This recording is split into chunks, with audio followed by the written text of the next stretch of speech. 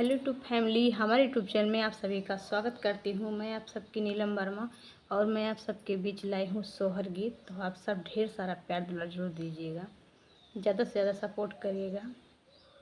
तो चलिए देर ना करिएगा, अच्छा लगेगा तो ज़्यादा से ज़्यादा सपोर्ट करना। लालन हमार हो पलनवा में झूला झूले, लालन हमार हो पलनवा में झूला झूले। ना सासू नेग मांगे ना सासू चढ़ुआ चढ़ावे, ना सासू नेग मांगे ना सासू चढ़ुआ चढ़ावे।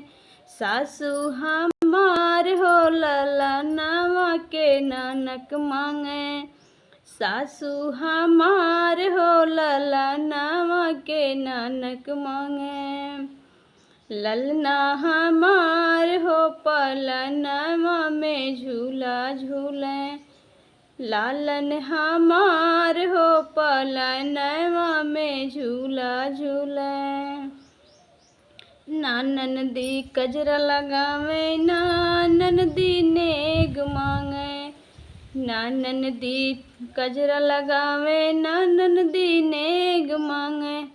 ननदी हमार हो ललनवा के मामक मांगे, ननदी हमार हो ललनवा के मामक मांगे।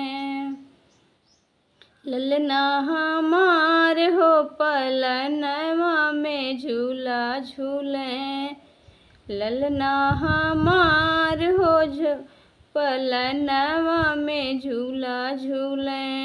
लालन हमार हो पलनवा में झूला झूले।